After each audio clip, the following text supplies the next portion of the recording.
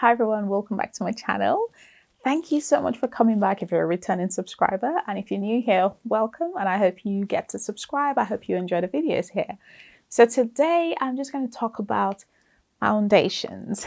If you watched my makeup storage and makeup collection video, which I'll link up, you would see that I am a foundation junkie. I love foundations. I'm always looking out for a good foundation, and I think I already have a video on the best matte foundations, which I'll link above and also in the description box. But I wanted to talk about how to choose the right foundation, and believe me, I still don't get it right every time because it is kind of difficult, especially I feel if you're a woman of color. It's it's just in the recent years that brands have started being a bit more inclusive and including a wider range of shades, for not just for everyone but also for people of color, because sometimes they'll just have one very dark shade, one medium shade, and that's it. Like, people have different what's it called, different complexions, different tones and things like that. So that's what we're going to talk about today. So the first thing I would say is how to actually match your foundation, because once you know what would work for you, then when you go into store or when you go to wherever you want to purchase a foundation, it would help you. So most people would, and I'm guilty of this as well, they usually would test foundations on their hand. And now the truth is, many people's hands are not the same color as their face. And that is just it, because our bodies are made of different layers of skin, obviously, clearly. There are different kinds of pigmentations, and they're different. Our skin sometimes has different colors, not for any dodgy reason or anything like that. It's just the way, nature is. So for example, inside of your body would usually be a little bit lighter than outside of your body. Like your face, for example, I know for sure, like from my chest downwards, is you wouldn't believe it belongs to me. It's actually really, really fair. And that's mainly because I wear clothes that cover up, and where I live is a little bit colder than where I lived back in Nigeria. So because of that, there isn't a lot of sun, and I do use sunscreen, so it's different colors. So the first thing is, don't test your foundation on your hand unless you're absolutely sure that your hand matches your face. So you can see that there's a disparity of colors, okay? So it would not be the same. Again, don't also match your foundation only to your face, because your neck might actually be a different color. It's always best to match your foundation from your jawline and take it all the way down. And that is the best way, because when, for example, my neck is a little bit lighter than my actual face. Okay, that's just the way it is. So let's say I matched my foundation to my face alone. It just means that my face will be darker, and then my my neck will be fair, and it'll just look a bit weird, and vice versa. You don't want to do it that way. So when you put the foundation, you want to then rub it all the way down, and once it disappears into your neck, that's when you're sure that that is the right foundation shade for you. I know it sounds cumbersome, and it's a technique. I feel like it's an art, and once you do it over and over again, you would kind of know what suits you. You can always match, and if you were thinking of and if you're thinking of just matching on your face only because, let's say, your neck and everything else is the same color, then you don't want to match somewhere here. Just try and match around your jawline, okay? Because that is like the connection between your face and your neck, and that way it would look a whole lot better. That's what I do usually. So once you know that, that kind of gives you like a little bit of edge. So if you were to choose a foundation, you know when you're testing, where to test from. Okay. Now, another thing to consider is your undertone. And a lot of people are always confused. They're like, I don't know what undertone I am. Okay. So there are different ways to know that. So for example, and this might not work for everyone, you can check from your wrist. I feel like it will work for people who are a little bit lighter, because then you'll be able to see your veins. If your veins look green, then it means you have a warm undertone, and if they're bluish or so, then you have a cool undertone. But I don't think that always works out, because sometimes, even here, I can see my veins and sometimes it looks blue and sometimes it looks green. I can never really say. So it's hard to it's hard to just rely on that. But another way, which I find might be a little bit more easier for people to match their undertone properly, would be thinking about colors or metal. So for example, if silver metal or silver jewelry looks better on you than gold, then it means that you have a cool undertone. If gold accessories or gold jewelry look better on you, then it means you have warm undertone. I know it sounds more straightforward that way. And if both of them look good on you, then you have a neutral undertone. So these are just examples of how people get their undertones. Of course, at the end of the day, it is what foundation, it's the actual foundation that looks good on you that you choose. But this is just like a rough guide to check. Okay.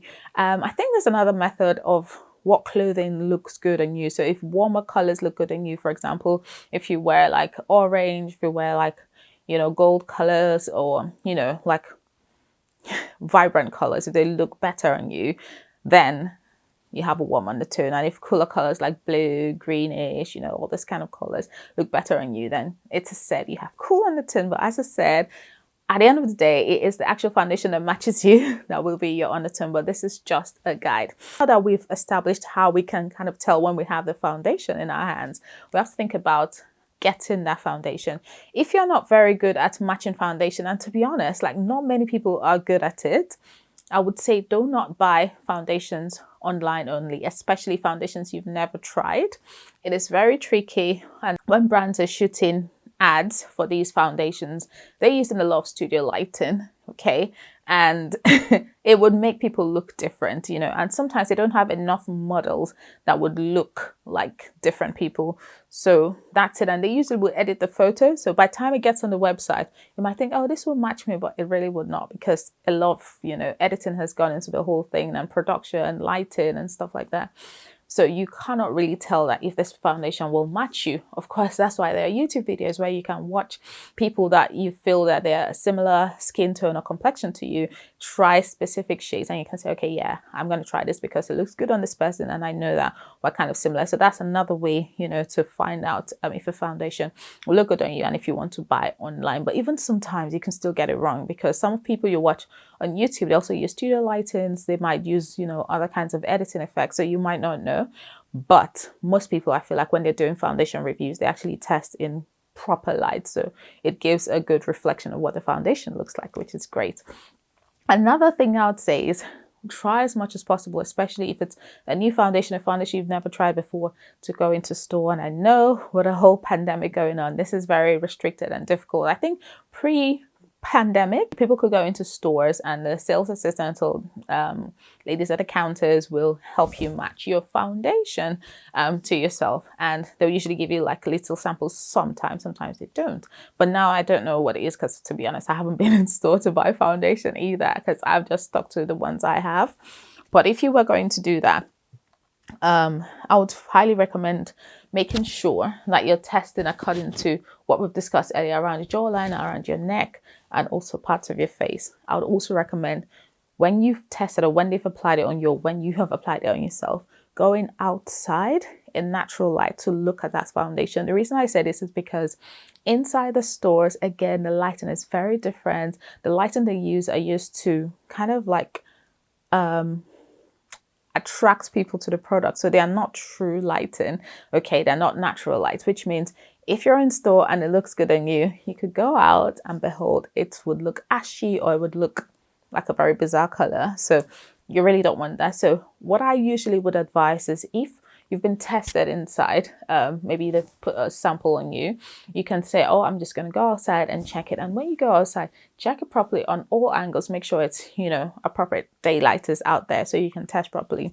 And if you can't, I always encourage you to ask for a sample. Look, many brands have big bottles of samples. I know Estee Lauder, I know Bobbi Brown, they have samples available. And I know some people are always afraid to ask because, sometimes the sales assistants or the counter ladies or men are not very, how do I put it? Sometimes it could be a little bit intimidating. So people might not really want to ask for samples because they might think, oh, maybe you don't want to buy, you just want to get free samples, which is ridiculous. Most times they will give you, just, approach them. I always recommend that if you want a specific foundation sample, just go in, if you've done a little bit of research, it really helps. For example, if you wanted to go to Estee Lauder and you kind of know that you've looked online and you think, okay, maybe shade 4, I'm just making up shades now, maybe shade 4 to 6 might be my shade. Okay, check for the names, go in knowledgeable and say, look, I think I'm between 4 and 6. I would like to try maybe 4.5 and 5.5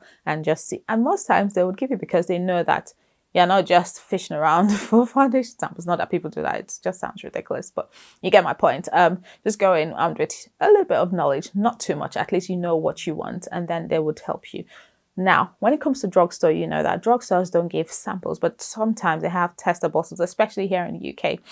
You can go in with all these small samples. Don't try to, take it without permission. I mean, it looks weird. It looks like you're stealing it.